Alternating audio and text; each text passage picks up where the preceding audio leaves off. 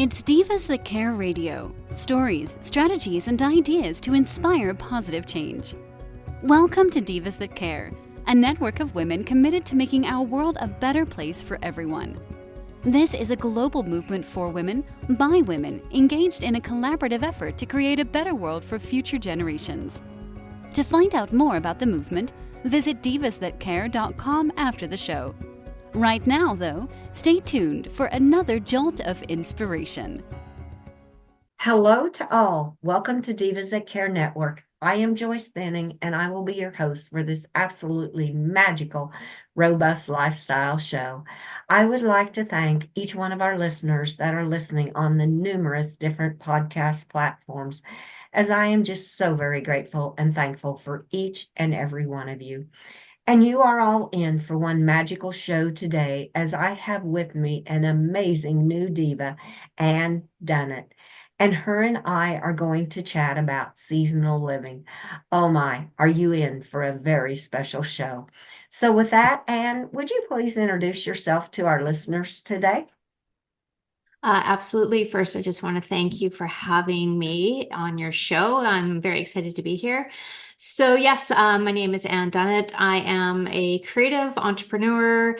I'm a writer. I'm a designer, graphic designer, and a haiku poet. And we're going to be talking a lot about seasonal living and haiku poetry today. And I'll just start with, I'll try to make it short, a short version of how my journey and how I've got to doing what I'm doing. So I was first introduced to haiku poetry when I was 10. And I think we had a conversation a little bit earlier about haiku poetry, and I just assume that everybody knows a little bit about it, but I'm learning that a lot of people actually still with like, what's haiku? What is that? Mm-hmm. And haiku poetry is a Japanese form of poetry. It originated in Japan centuries ago, and a lot of kids in elementary school had an English language school assignment, maybe around the age 10, grade 5, grade 6. And I had that. And my grandmother wrote haiku poetry. So I thought that it would be a smart thing to go to her and get a little bit of help with my homework assignment. So that was the first time that I was really engaged with haiku, and it was a really nice connection with my grandmother. And then after that, I never thought about haiku again. I didn't grow up. I wasn't dreaming about becoming a haiku poet as I was growing up. And I wanted to do something creative. I wanted to be an artist. So I ended up going to art school, and I became a graphic designer and graduated from art school in my early 20s and got out into the big wide world of the commercial design, graphic design, and I was finding that I wasn't really very inspired by it. It was it's commercial, and I wanted to do something more purposeful and meaningful, and I was feeling a little down and a little depressed, and I decided to enter a craft fair to get a little bit more creativity in my life that was a little bit more of that meaningful part. And I asked my grandmother if I could use some of her haiku, and I started creating little art cards and little art pieces with her poetry. And that was another little step into the direction of where I was going. And then when I was in my late 20s, I had an astrology reading with this astrologer, and it was really quite profound. She talked about this deep connection that I had with my grandmother. And then she says, you should be writing poetry. and then she got really specific, and she said, you should be writing haiku poetry. And I just looked at her and I was like, my grandmother writes haiku poetry. So it was a moment in my life that has always stayed with me. And I explored a little bit of haiku after that, and I bought some haiku books, and then they went on the shelf, and they stayed there for 12 years. I didn't do anything with that. I continued freelancing as a designer, and I started doing more art. I was doing some collage art, and I was getting interested in Zen philosophies and Japanese culture. And then I bought this really interesting book on Japanese culture, and it had a section of haiku poetry.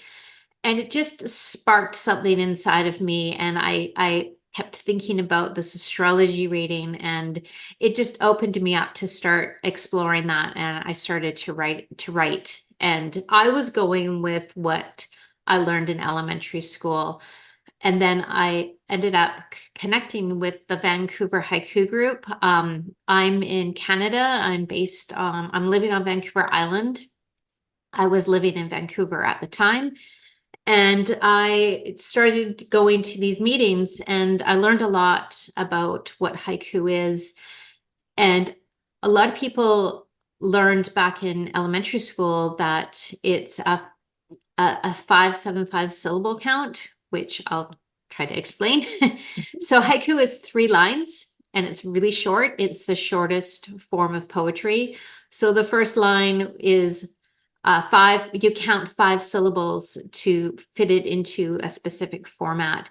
And then the middle line would be a 7-syllable count. And then the last line would be a 5-syllable count. So the total syllables in a haiku is 17 syllables. And a lot of people learned this way. And then when I went to the Vancouver Haiku Group, they were like, no. It's not about counting syllables. It's not about trying to fit it into this specific format. And I was like, really? So this is when I had to change my thinking on what I thought that haiku is. And you can write haiku in this format. This is where it gets a little bit confusing, because in Japan, in the Japanese language, they actually count sounds. So they call it an on. So they would fit it into this format, and they would count sounds. And then when haiku gets translated from Japanese into English, it gets longer.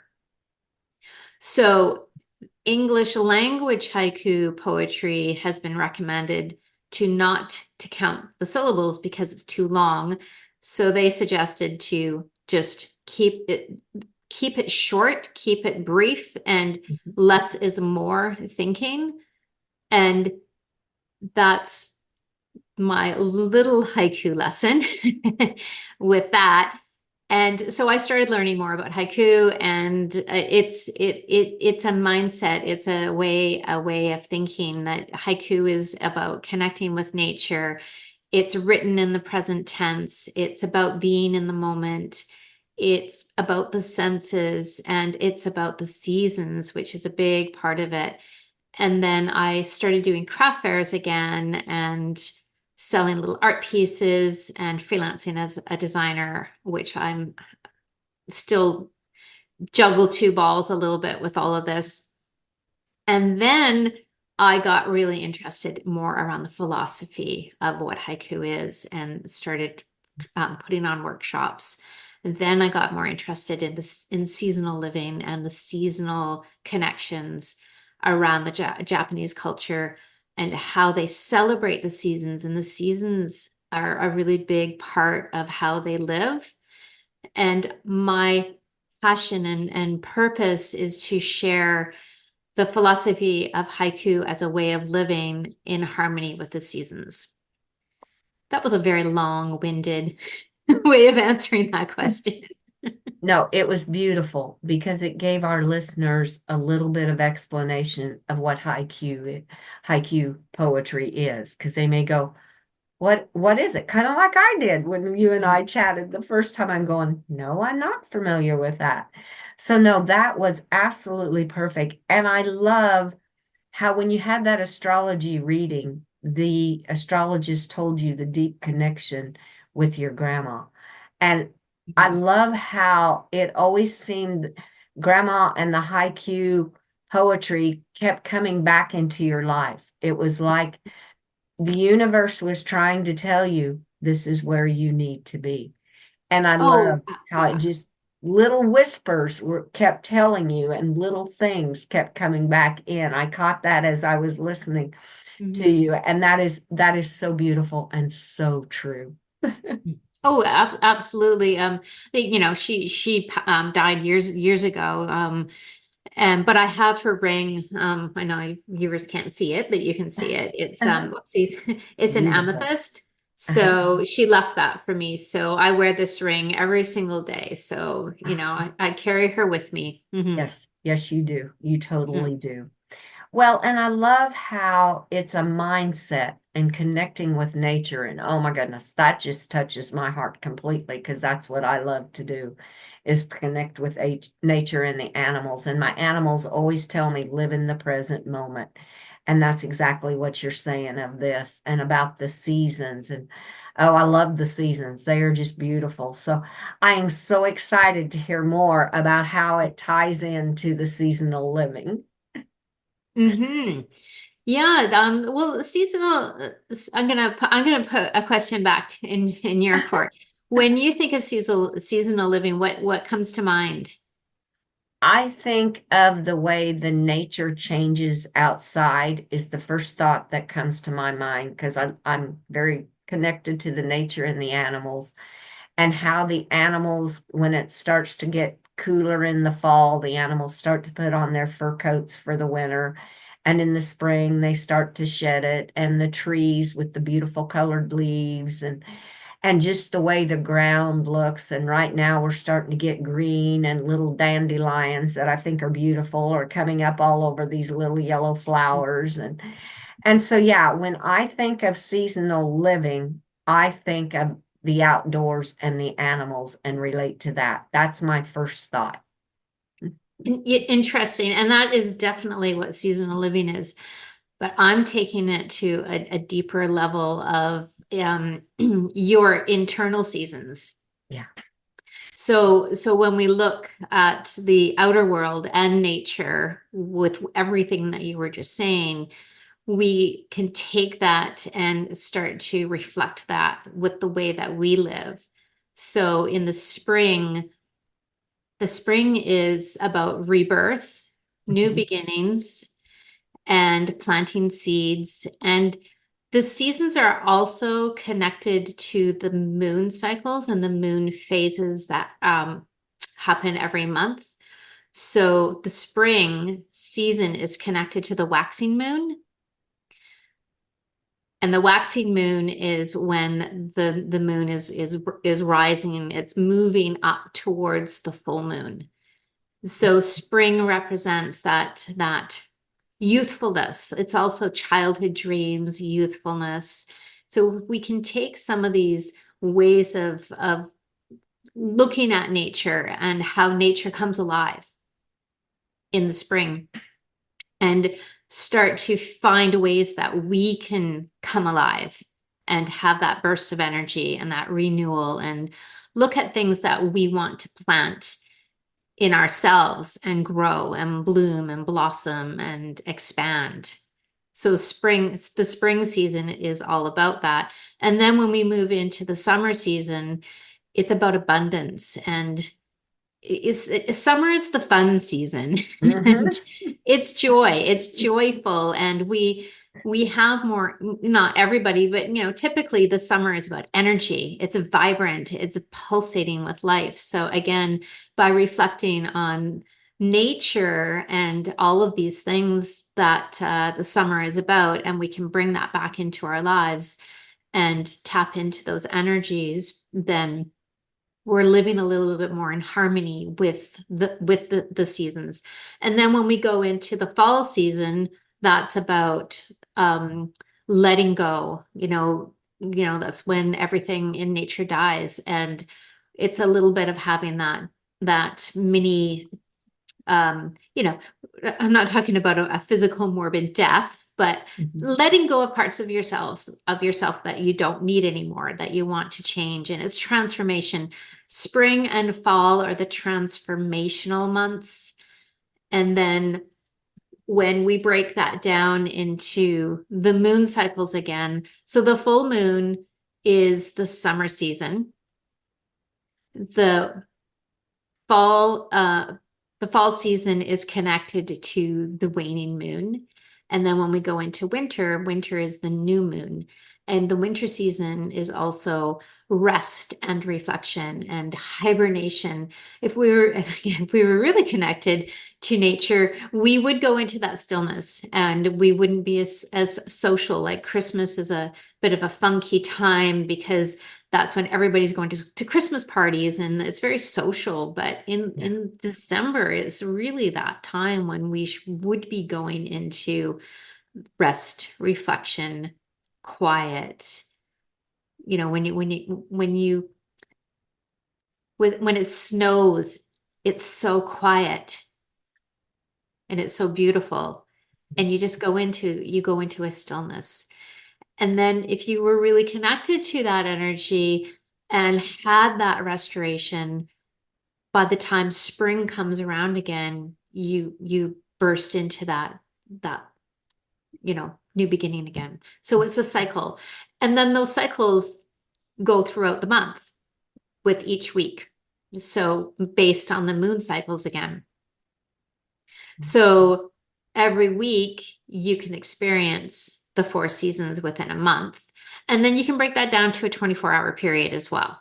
So the morning is spring, afternoon, midday would be summer, and then into the evening is the fall season. And then at night, when you're sleeping, that's winter. And then you can even break it down to the breath. So the in breath is spring. So you take a deep breath in and then a little pause at the top is, the fullness of summer. Mhm. And then the exhale is the letting go of fall. And then the stillness at the end of that release. Oh, that is just amazing because it is so true. I mean, it just all comes into play how you broke down even the 24 hours and your breath. I had never thought of it like that, but it is just exactly what it is because you're taking in new breath, new life in the spring. And spring to me has always been new birth, new beginnings because of the trees and Exactly. a lot of baby animals are born in the spring. And it's just a refreshing new beginning of everything. And how that relates. Oh my goodness, that is just beautiful. I love all of that. And if we want to tie the haiku in, and I'll explain a little bit of the seasonal connection with haiku poetry, is that and this is really going back to Japanese, tradition of how they write haiku poetry. There's a lot of haiku poets out there that follow a 5-7-5 syllable count, and there's nothing wrong with that. And there's a lot of haiku poets that don't include a seasonal element to it either, or nature. But I just feel so passionate about the seasons and these cycles and these rhythms. And I feel that people would benefit so much from having this awareness and having this knowledge and having these insights into looking at life in a new way and getting away from kind of the craziness that's going on out there in the world. We connect with nature. It's so grounding and it's so we can connect and heal. It's so healing. So with the seasonal connection to haiku is they have what they call as a kigo, which is a seasonal word. So I think there's 6,000, I don't know the exact number, but there's thousands of seasonal words. There's a dictionary. I have reference to some of these seasonal words, but there's a lot of seasonal words that haiku poets would use to incorporate into their poetry, which is what makes it connecting to the seasons. The cherry blossoms are a really big symbol for the spring season. I don't know if do you have cherry blossoms in your area?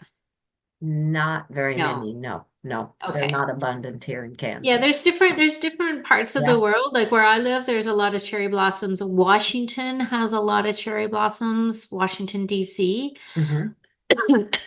Vancouver has a lot of cherry blossoms. They have a cherry blossom festival there in the month of April. And of course, Japan has a lot. I know there's lots of other places in the world, Yeah. but the cherry blossoms are it's a symbol of what's the word? Temporariness. Like it's a cherry blossom season is really quick. Right. Mhm. They blossom quick, they're out, and then they're gone within 2 weeks. So it serves as a reminder of of being in that moment and really savoring the joy that they give because they are so beautiful. And a lot of people in Japan would go, what's it called? Hanami, which is cherry blossom viewing. They would go and just there's festivals where they would just go and observe and be connected to these beautiful trees. And another part of haiku is also being the observer. Haiku poets would go, they this is centuries ago, they would gather together and then they would go individually out into nature and observe. They would tap into what they would hear, what they would see, what they would smell, maybe not so much what they would taste in nature, but even the taste in their mouth, like, you Mhm. know, breathing in the air and what does the air taste like? And it's really about being present. And that's part of the connection that haiku has with the senses. A lot of haiku will be the sound of water, the taste of chocolate, and that's another part that brings you into the moment. I have a couple of haiku if you would like me to read a couple. Would Oh, that that? would be beautiful. Yes, I would love that. That would be Okay. great. Do you want me to do that now? That would be fine. Yeah, if you're Okay. ready to read a couple of them, that would be awesome. We can definitely do that. I picked out three that I can do. So I would invite everybody just to close your eyes, because then no, people are listening, so you don't really need to totally do that. But I invite you to close your eyes and we're going to just sink into the words because then you can actually feel the words. Yes. Because haiku takes you out of thinking and it puts you more into your body, into your heart to feel. And I'm going to read the haiku twice. Okay. Perfect. Okay. All right. Moon, water, mist, becoming one in the sea of a Pisces dream. Moon, water, mist, becoming one in the sea of a Pisces dream. Morning star, the sound of stillness soothes my soul. Morning star, the sound of stillness soothes my soul. And the last one is a cherry blossom, spring one. Plum blossom scent, a touch of pink flutters in the wind. Plum blossom scent, a touch of pink flutters in the wind.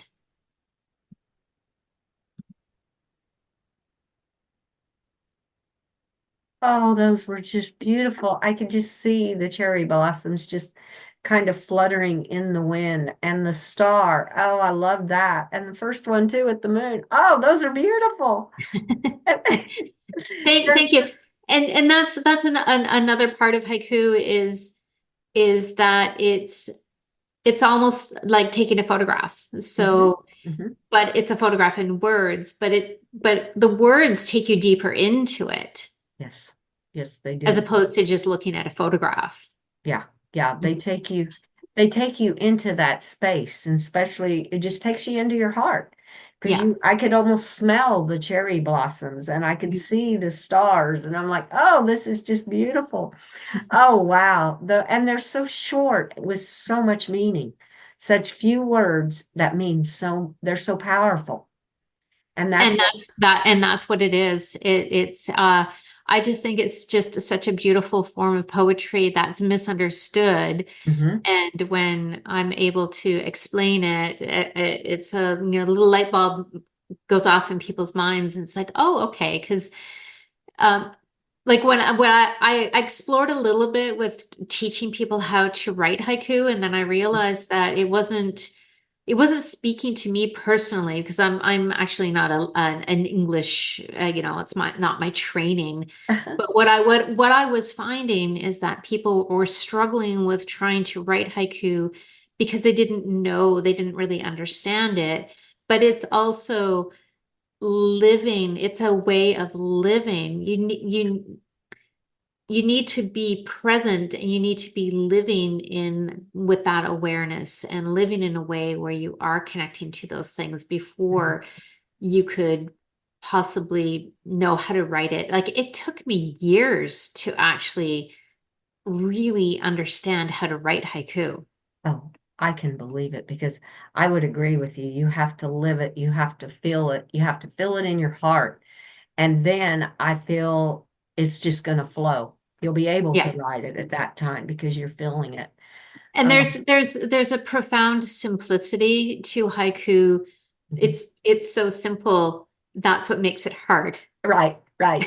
Uh-huh. If that makes any sense. That makes total sense. You try to overthink it and overdo it from what it really is. And that's exactly what it is. Yeah. And because we are so conditioned in society to be thinking, and that's like mindfulness, I think, is really important to be, to have that awareness.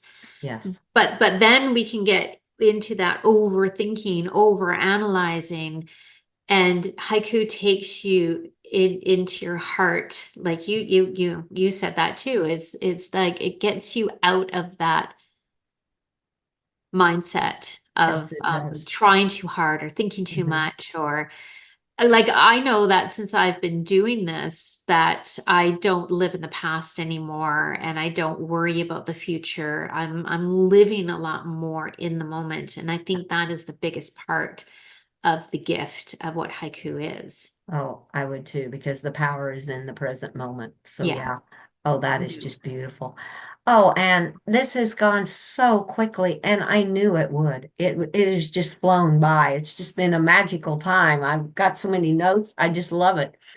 So, a couple things before we close. I would love to ask you if you would be back on Robust Lifestyles again, because I feel we have just barely touched on the tip of the iceberg of what haiku can, in poetry and in living that kind of life, really do for you.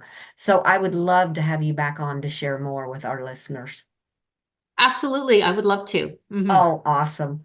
And then if you could please share the best ways that the listeners may connect with you. Oh, absolutely. I do have a little YouTube channel. So you can find me on YouTube. I post once a week that is connected to my newsletter. I send a newsletter out once a week as well. And people can find me at everydayhaiku.ca. And those are the best ways, I would Okay. say, to connect with me at this point. I do have an everyday seasonal living circle membership, which is $37 a month, and it's all around seasonal living, and that all these connections to the seasons, and people get one haiku a week to use as that anchor point for being in the moment. Plus, I talk about the moon cycle of the week, and I do a little inspirational video and some journaling and a nature activity prompt to do over the weekend. And people are really enjoying it, and it's helping them to stay grounded Yeah. and to be inspired.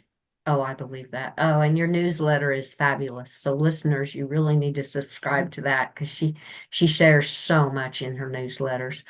Oh, and thank you so much for being my guest on Robust Lifestyle Show. And I want to wish magic in every day in your life until you and I connect again on Robust Lifestyles. Thank you. You are so welcome. And with that, listeners, I want to thank you for listening to this magical show with our incredible diva, Ann Dunnett. Please share this show with your family and friends. Check out all the other hosts and their shows on divasthatcare.com. And remember some of the golden nuggets about high Q, about the spring being the new birth, the beginning, the summer, the abundance and joy and vibrant energy, and the fall of let it go, and the winter of rest and reflection and quietness. Oh, there were so many more golden nuggets to find in this beautiful, beautiful show that Ann did with us. And with that, I want to wish everyone a magical day. Give your animals a great big extra hug and share all your love with them as they so deserve it. And remember to be kind to all, including the animals. And until we connect again on Robust Lifestyles, stay strong and healthy. Thanks for listening. This show was brought to you by Divas That Care. Connect with us on Facebook, on Instagram, and of course on divasthatcare.com, where you can subscribe to our newsletter so you don't miss a thing.